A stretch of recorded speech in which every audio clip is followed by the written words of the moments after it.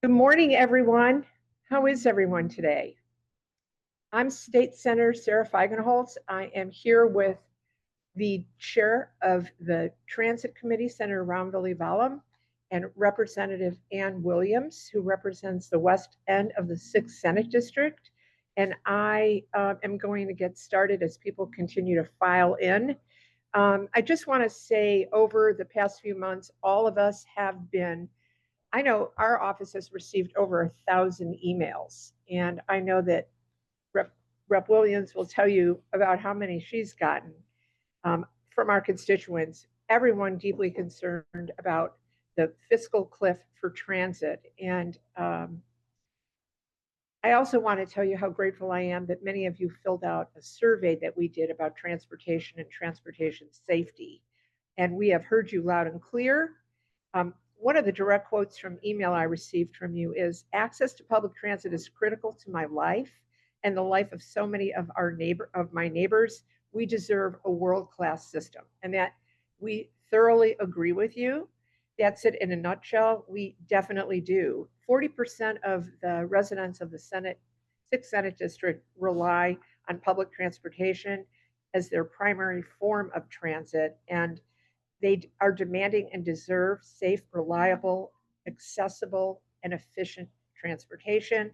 And the reason we're hosting this webinar today with my fellow legislators is so that we can answer many of your questions, because we are definitely facing an urgent challenge.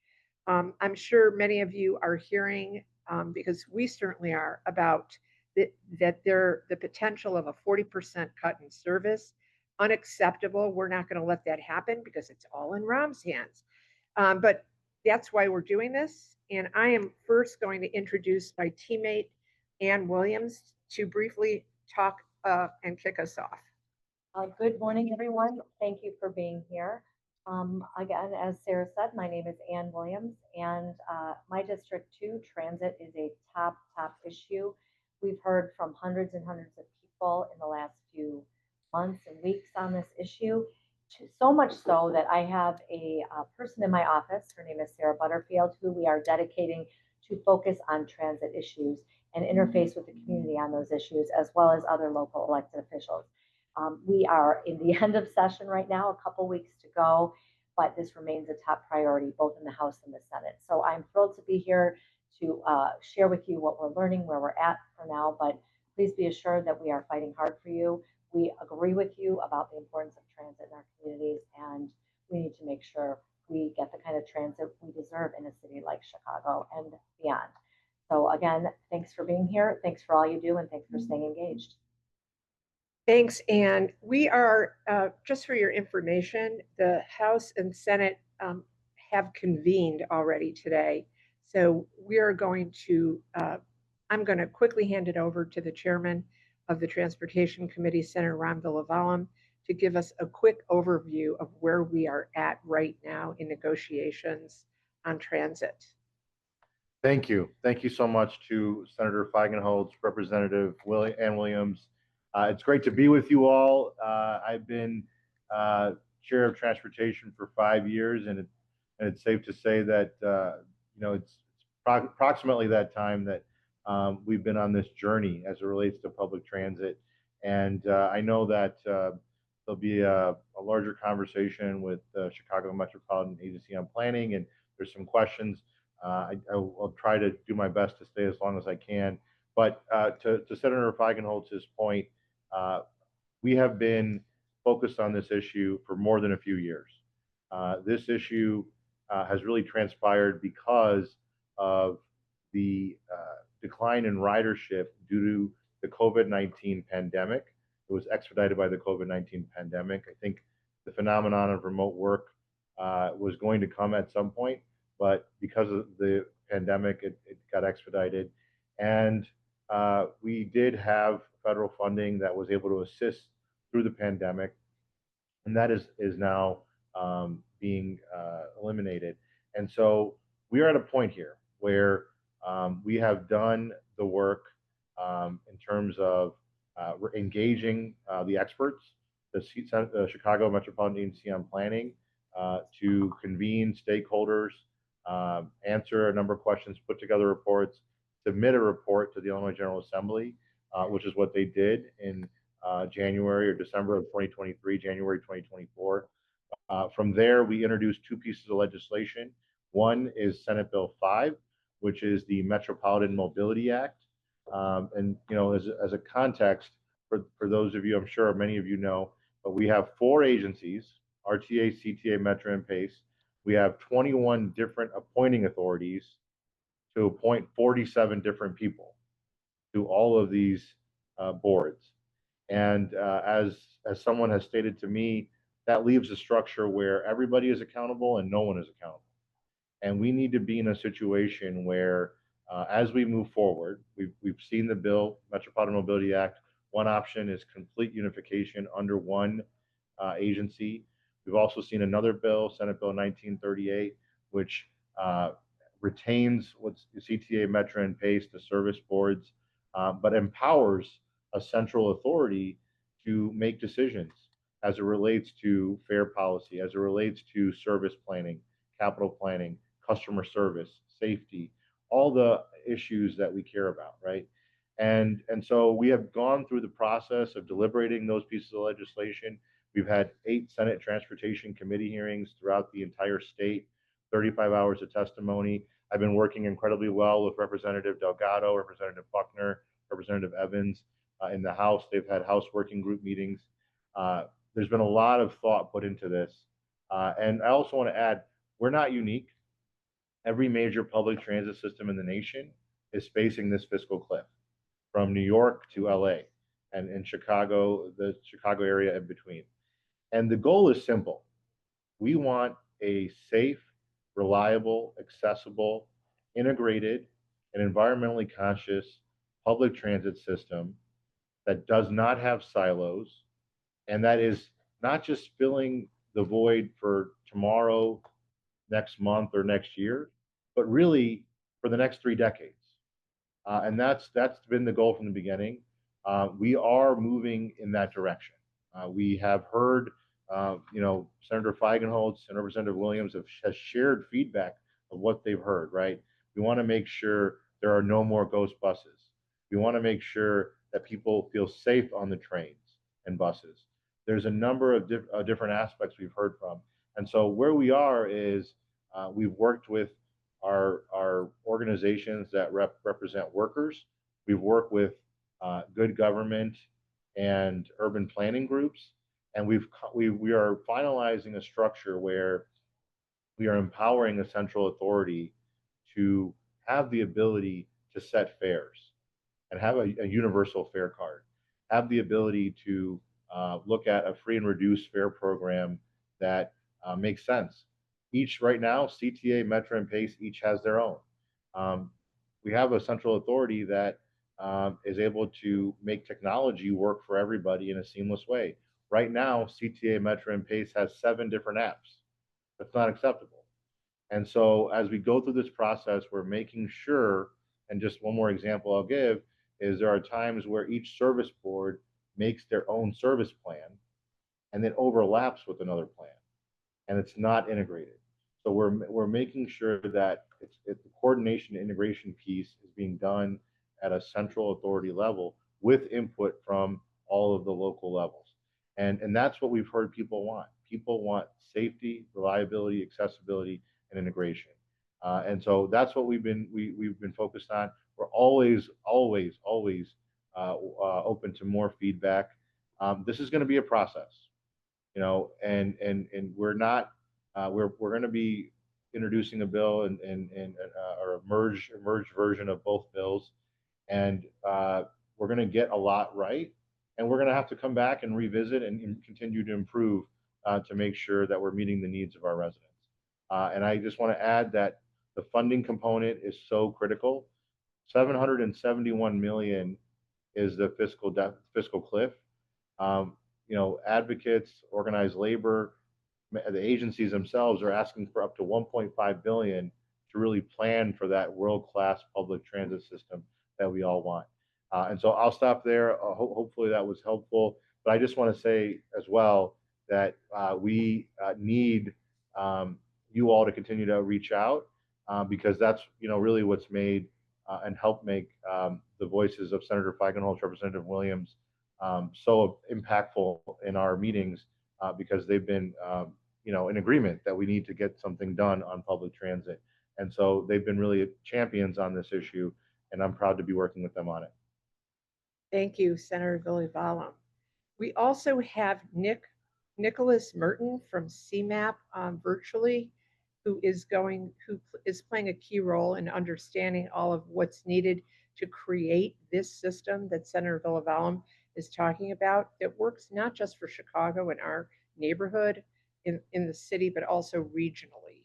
Okay, Hey great. everybody, hope everyone's doing well. My name is Nicholas Merton. I'm a policy analyst with the Chicago Metropolitan Agency for Planning, or CMAP, and like you heard, we're the regional planning agency for Northeastern Illinois. I'm also joined by my colleague Laura Wilkeson on the call, and we're just going to provide an overview of the Plan of Action for Regional Transit, or PART report, which the Illinois General Assembly instructed CMAP to research and develop some solutions to the transit challenges that bring us here today. So I'm going to largely run past this because the senator covered it really well. This chart is just showing the significant transit ridership decline that we saw due to the onset of the COVID-19 pandemic. We still haven't recovered to the levels that we saw in 2019. The Regional Transportation Authority thinks that we'll be at about 75% of 2019 levels this year.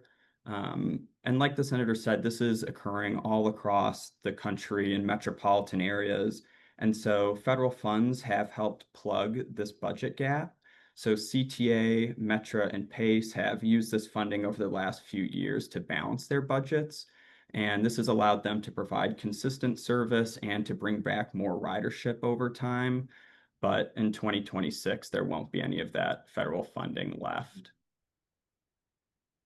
So this shows the transit fiscal cliff. We've got two bars here. One is from 2019 before the pandemic, and the bottom one is a forecast for 2026 from the RTA.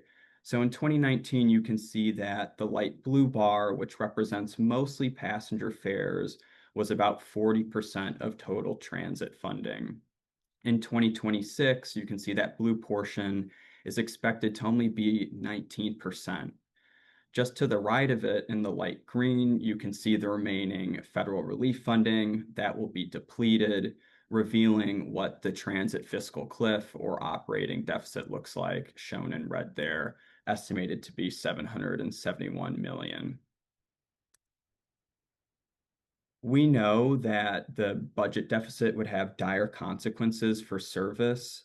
If we were to experience a 20% budget deficit, that would equate to between 30 and 40% of service cuts. And that's because transit has so many fixed expenses that we have to account for.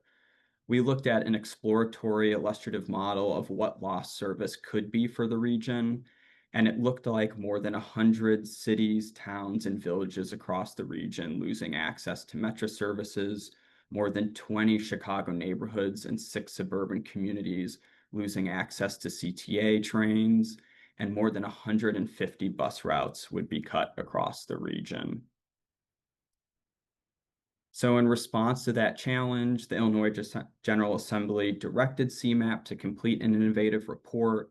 We did part the Plan of Action for Regional Transit in less than 1 year, sending it back to the General Assembly for consideration. We produced tons of sub-reports and analyses to really dig into the core issues facing our transit system and how to resolve them in a durable way. And I want to highlight that we had a really robust stakeholder engagement process with representation from the private and civic centers, environmental groups, labor, and transit advocates. CMAP also held focus groups and really relied on its regional stakeholder network. So I'm going to transition to some highlights from the report that are broken out by the main subsections of the report. The first one is service improvements. So that's improving service beyond the pre-pandemic status quo service that we had in 2019. After that, we have financial sustainability, which is about closing that pandemic funding gap but also funding additional investments in the system that lead transit to be more frequent, reliable, and accessible. And then finally, we'll close with governance reforms, so addressing how the system is governed. And that's all about enhancing how the region makes decisions about important transit issues. So in terms of system improvements, we've got some summary recommendations from the report here. The first one and main one is to increase the frequency and reliability of service across the region for all service types, Metra, PACE, and CTA. We also want to make sure that our fare systems are integrated so that people can move seamlessly throughout the region and across the transit provider systems. Another critical system improvement is making the entire system ADA accessible and improving signage and wayfinding. Next, speeding up our buses. Let's make them faster, more reliable, and more efficient to move people around. We also heard the importance of addressing concerns about public confidence in the system with targeted investments in safety, security, and cleanliness. And finally, we included investments related to Metra's evolution into a provider of all-day frequent train service throughout the region, often referred to as regional rail.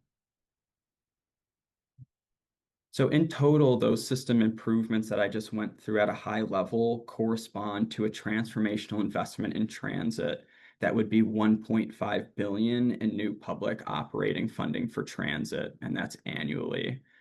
As you can see on the chart on the left there, about half of that would go towards solving the budget gap, and the rest would go towards those improvements, primarily increasing the amount of service that we have today. In order to get to that 1.5 billion, everyone will have to contribute, and this slide shows the suite of different options to get us there. On the left side, we have the transit agencies and the riders themselves who need to be a part of this solution. That includes the agencies committing to cost containment, continuing to grow their ridership, and implementing strategic fare increases that the riders would pay. On the right side, we have the state, which has its own role to potentially play here, including by matching new sales tax funds and providing dedicated funding for mandated programs like paratransit and fare subsidies. The state could also take action to modernize its state sales tax base to include consumer services. At the end of the day, the largest commitment would come from regional taxpayers, and with state action, the region could contribute much more funding to the system. With a modernized sales tax, the agencies would get more funding from an existing revenue stream, and we could tap other strategies like a vehicle registration surcharge or increasing downtown parking taxes in Chicago to raise transportation dollars for transit investments. Those alone won't cover everything to get to 1.5 billion though, so Part identified a series of short-term revenue solutions that would be phased out for better long-term ones when they're available with more planning and when technology is available to implement them. This is the last slide I'll finish up on about governance. So again, governance is about having good decision-making processes for transit issues that impact the system and its riders. And for that reason, I want to just make it really clear that strong governance is a key to a great transit system.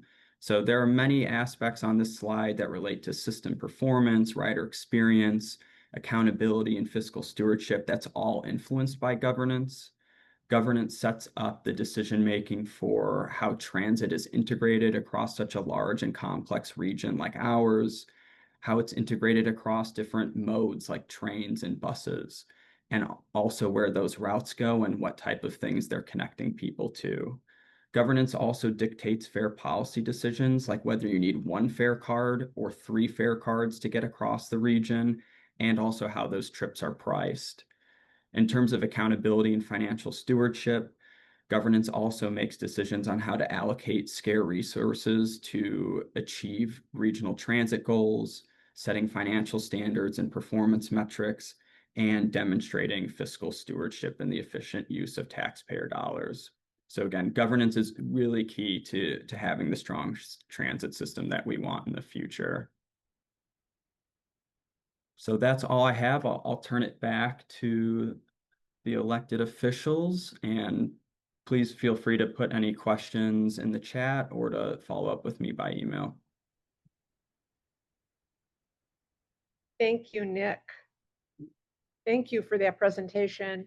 And everybody will be, a copy of that presentation is available. Nick, is that on your website, or is that something that we will, if people email us at the RSVP Yep. address, we will get a copy to anyone who would like a copy of that presentation. But thank you so much for all of that data and information. The rest of our time is going to be spent answering some of the questions, that you all submitted when you RSVP'd. If we don't get to your question today, don't worry. We will keep track of all your questions and that you're submitting in the chat, and we will be responding to them.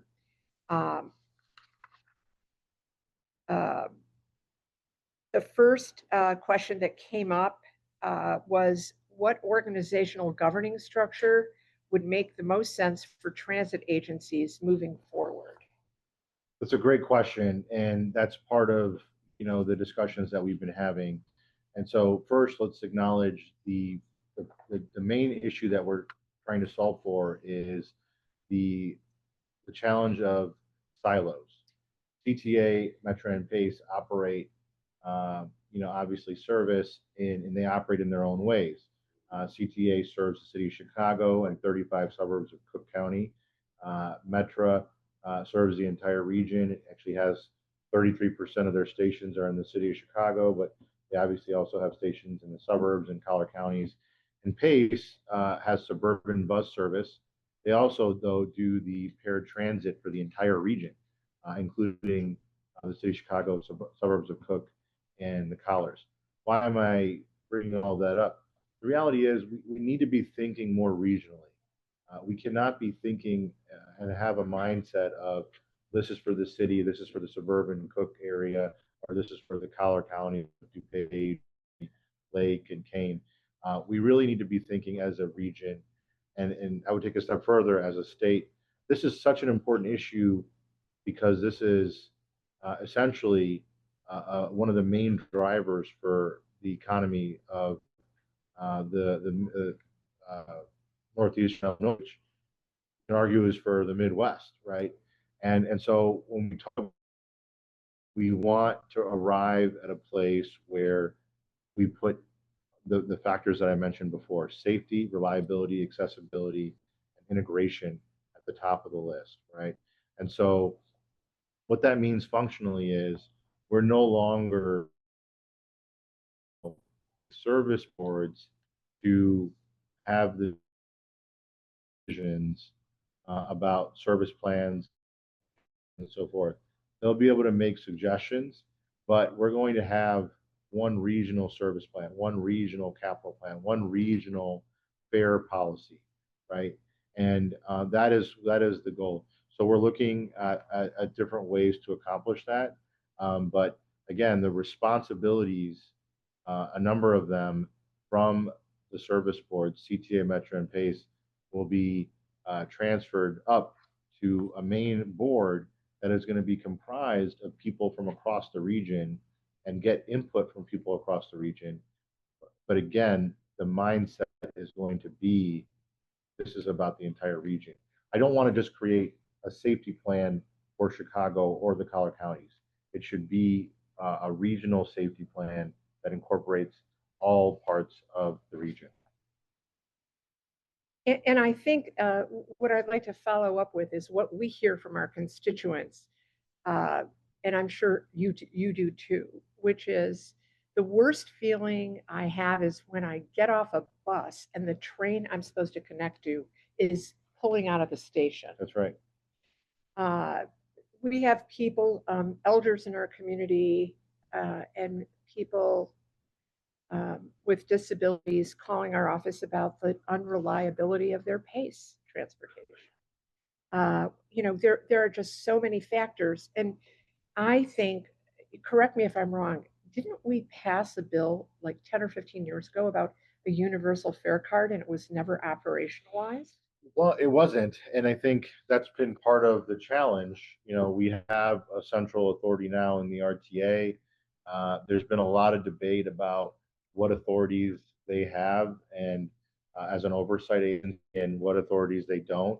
And you know, I think the goal here is to make it crystal clear that the main authority, the central authority that we're moving forward with, will have not just oversight, but be responsible for the finalizing all of these plans, right?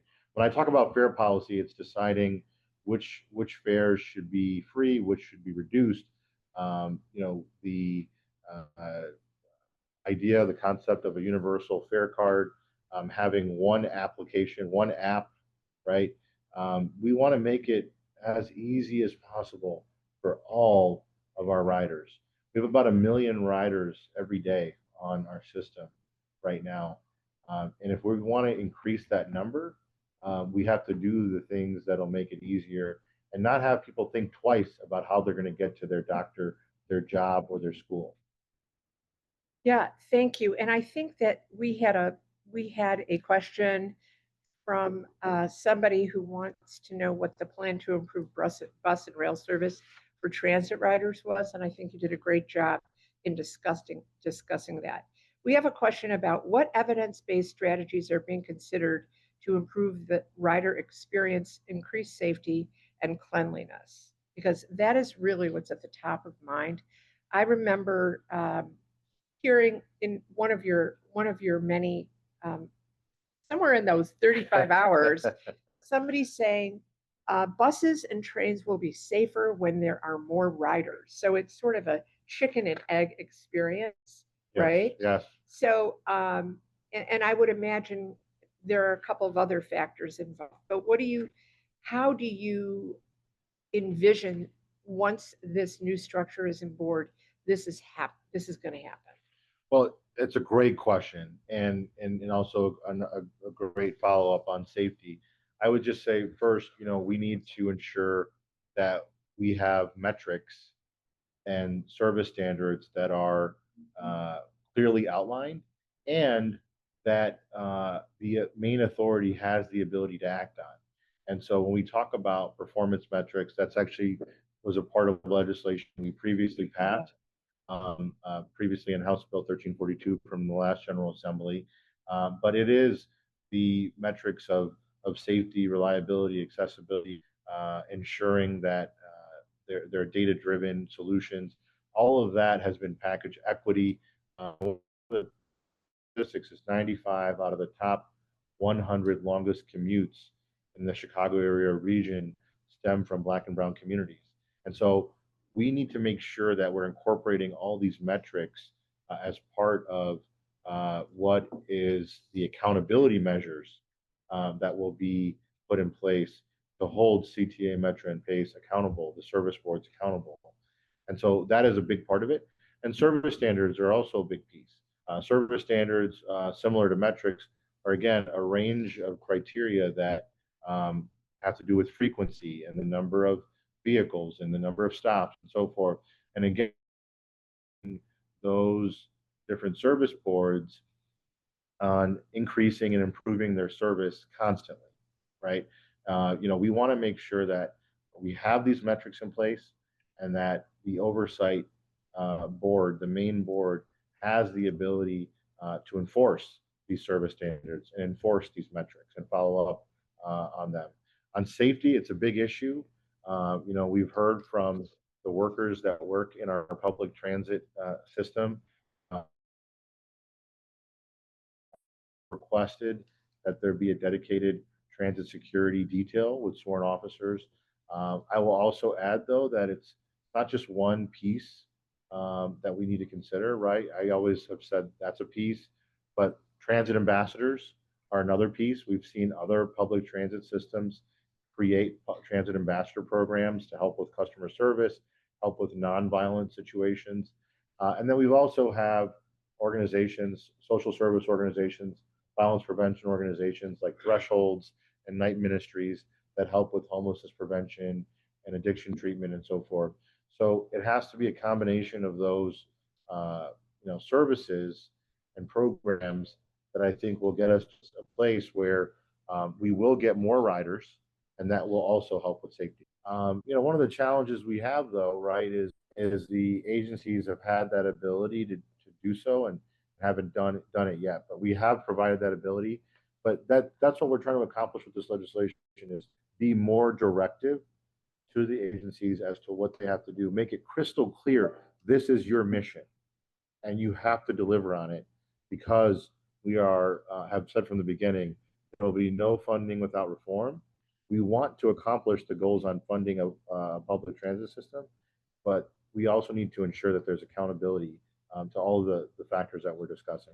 And I think that part is so important, Senator, because this is basically what we've been hearing from constituents is, nothing seems to be working, or if there were slight improvements, of course we can do better, but accountability and reform has been a very clear message from the Transit Committee, because I have sat in on them. And Yes. I really think we all appreciate you holding the line on that and not sort of capitulating to special interests for the sake of all of our riders.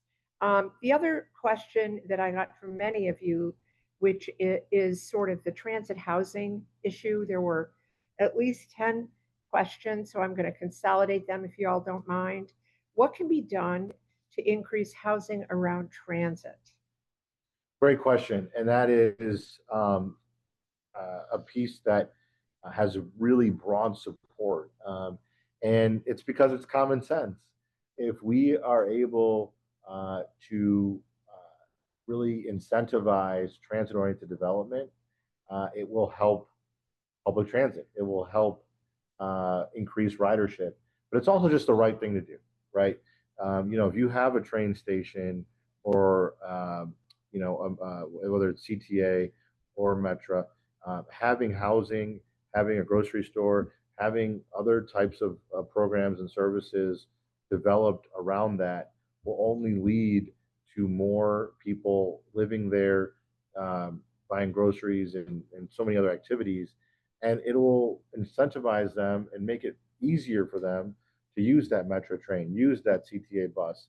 And so we've worked tirelessly to make sure that we allow transit agencies to pursue and work with others to pursue transit-oriented development for just that purpose, to make sure we are developing properties near transit stations and really helping the whole ecosystem that we're trying to do. So I often like to tell the story, and I don't know if you and I have discussed this, about the Brown Line renovation at the Belmont L. Was initially endeavored by the CTA because the city was found to be non-ADA compliant. So they began with the Fullerton L, and then they came to Belmont. But it would have made sense with some of the land that they took in the red purple to begin to talk about putting people who are have mobility challenges, not just to put ADA housing, compliant housing, very close to these two particular locations. And it never really happened. And I think that that's sort of the lack of vision, or the type of vision we're looking for, bringing the walls of these silos down. That's to right. Bring in more affordable and accessible housing. And I know that the 6th Senate District and the Belmont situation is poised to do this, but not without reforms. The other question, of course, is about accessibility and paratransit. First, I want to know, is there going to be a place at the table for somebody who has mobility challenges, and to sort of, where is there a seat at the table for transit riders and people who have some of these challenges? Another great question, and that's been part of the governance conversation. Currently, PACE does our paratransit. It was consolidated from CTA, PACE and CTA. There was conversations in the 2000s, and PACE has not % of transit for the entire region. And the executive director, Melinda Metzger, has been great to work with. She, has been able to describe the program and really go in detail. I would add, though, that the board requirements to be on the board is you have to be a mayor, current mayor, or former mayor. And to me, that is not representative, to your point, of the people that utilize the service. And so currently there is, with one exception, I should say, the city commissioner, City of Chicago commissioner from the Office of People with Disabilities sits on the board. But to Senator Feigenholz's astute point, when you have an agency that does 100% of the paratransit, I think important and necessary to have there be more than just one voice from the disability community on that board. And so what we're doing is we're looking at eliminating that requirement, changing the structure, the governance structure to include board qualifications that have references to transit experience, but also are broad enough to make sure voices like ones from the disability community are included at the board level. That is a critical part of what we're discussing. And the benefit access program, are there any changes that are going to be done? We're working through that. That again is a program that is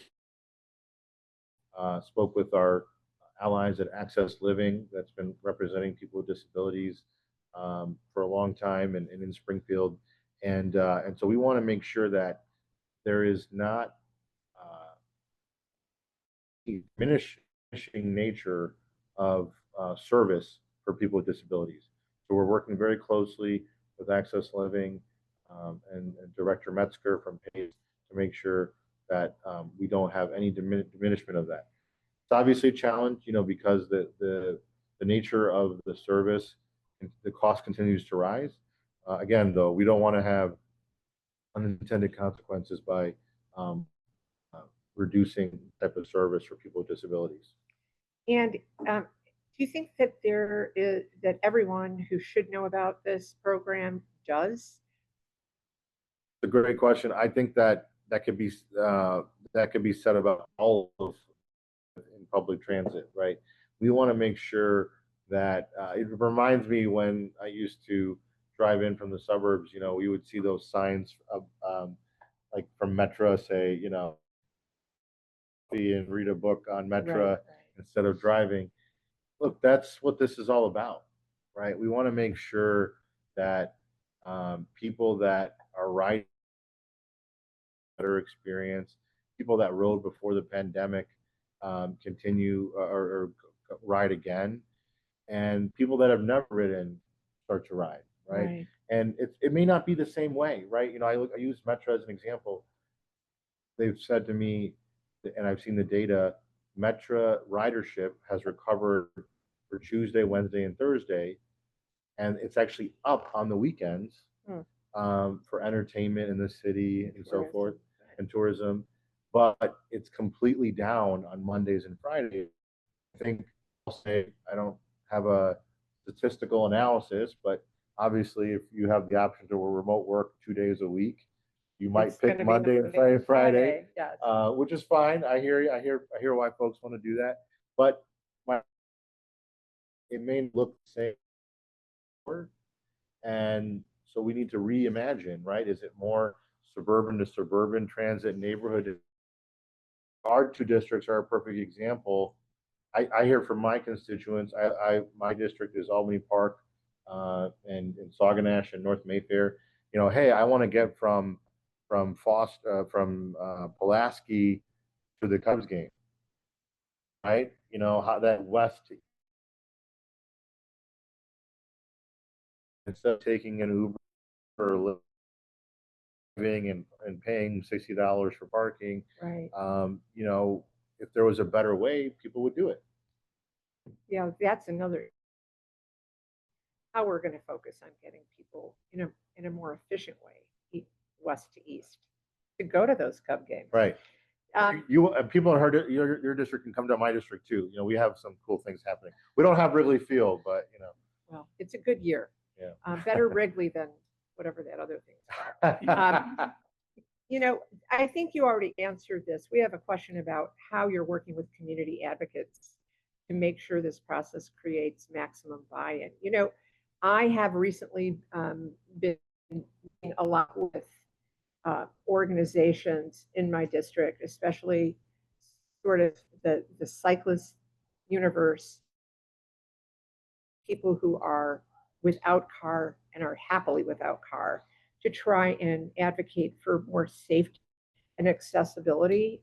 But tell us briefly, I know we have to run to the floor, how you're working with advocates. They too, I mean, I know we talked about ADA compliance and people living with accessibility challenges. What about the general public having a seat at the table while this is going on? Absolutely. And that's really, you know, been part of the 3-year process and journey we've been on, right? And, you know, look, I'll speak for myself and say, I've solely become a transit expert, but at the beginning of this process, I haven't been, right? And so that's why Senator Feigenholtz and I voted for legislation to charge, as you heard from Nick and his colleagues, the Chicago Metropolitan Agency on Planning.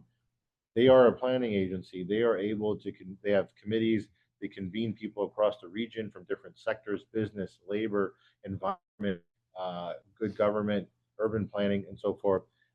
They had thousands and thousands of hours put into the report they submitted to the government. And feedback, introduced legislation, we had committee hearings, and we did something that's a little unique, actually. We had, you know, what was happening in these hearings was they were lasting 4 hours. And so we had riders and residents there to testify, but after a certain time, they would have to leave, you know? So we did to the mayors and Fowler County chairs and Cook County Board President and the agency heads themselves. We said, you all are going to go second, third, and fourth. We're going to hear from riders first. Great. And we had, I think, each maybe 5 or 6 hearings where the riders spoke first. And it actually really helped because the agency heads and the mayors and others then were responding to some of the concerns or agreeing with or being able to clarify or even ask questions and follow up with the riders in real time. And so I think that's been helpful. But obviously, you know, we continue to hear, as Senator Feigenholtz mentioned, getting emails. That's so important. And I don't know if we've talked about it yet, but you all might know, we're talking about transit. There's a larger, you know, we're dealing with. And there's always requests for funding for health and public safety and other issues, education. And so hearing from you all about transit is very helpful to help us make the case that we need the reforms for transit and we need to fund it. Yes.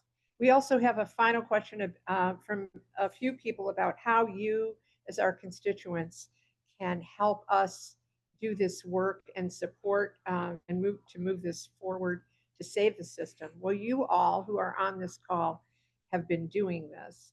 Reach out to your legislators, tell them how important it is, stay engaged at a local level, follow City Council, Cook County actions about transit all the time.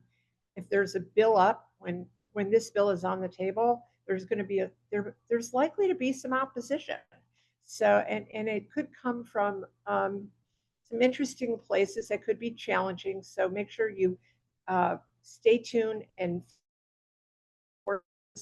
tell everybody how important it is that your position is recorded so that we get this done. And it's a new day in Illinois. And I just want to tell you that we hear you, we see you, you're first. You come first for us.